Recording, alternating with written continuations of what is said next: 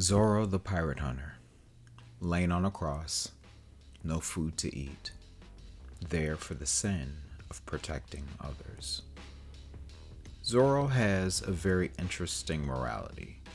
In only the first few episodes of One Piece do we see him completely alone. That is, doing things on his own accord. Not for his captain, not for his crew. In these moments, we learn some very interesting things about him. Zoro, a man known as a demon, as a vicious beast as the pirate hunter, in his first on-screen moments is a person, despite his reputation as one who slays and captures pirates for bounties, who has a deep sense of humanity, a humanity that is even greater than his ambition, or perhaps the vision behind his ambition. For someone so strong and capable of achieving or taking whatever he wants from the world, it is strange that in this story he instead plays by the rules.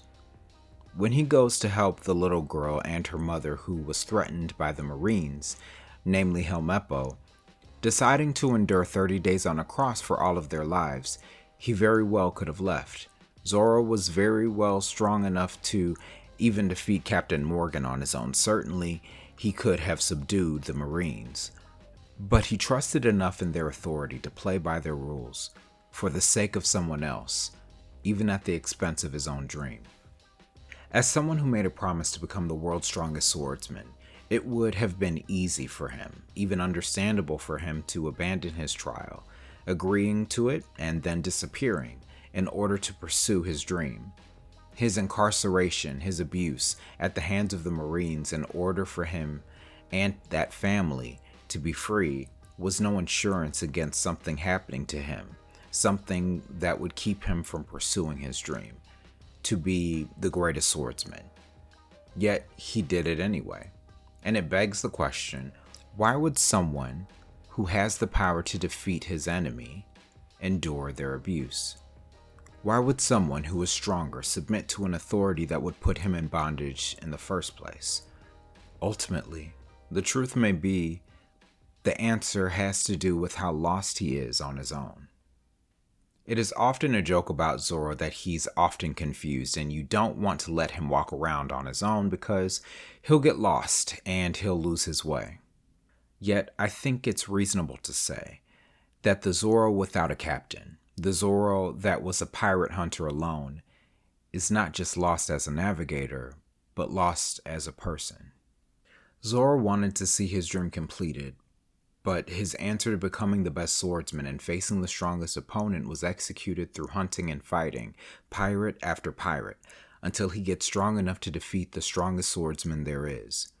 But what we know about Zoro is that through the Straw Hats, through Luffy, he gained access to a dream, his own dream, in a way that he couldn't have experienced on his own.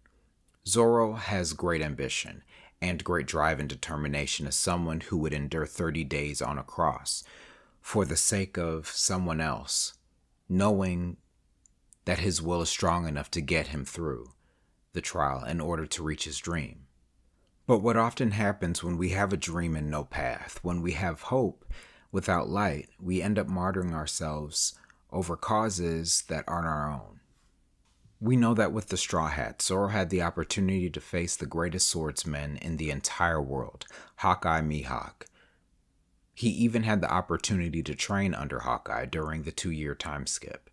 Yet without the Straw Hats, he may never have met Hawkeye when he did, and he wouldn't have known him to even ask him for an apprenticeship. And even if Zoro had met Hawkeye, without Luffy and the Straw Hats, there's a great chance that their first encounter would have been his last, because when Zoro was first defeated by Mihawk, it was the dedication to Luffy that pushed him forward, that kept him alive and kept him fighting.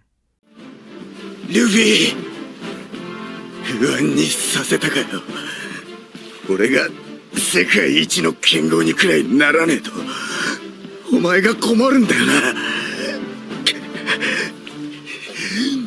俺はもう二度と負けねえから絶対にもう俺は負けねえ Zoro's way, his nature, who he is on his own, is all about grit.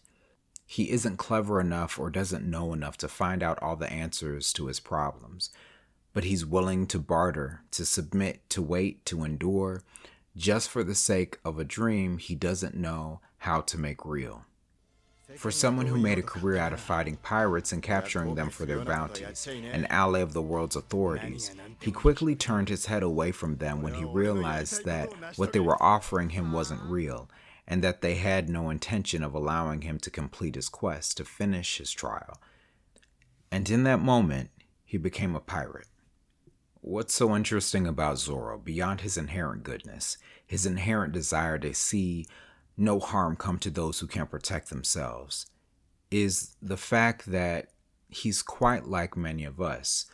Oftentimes in life we grow up with the idea that there's a certain authority that will guide us, that someone's rule or will can see us to our most happy future.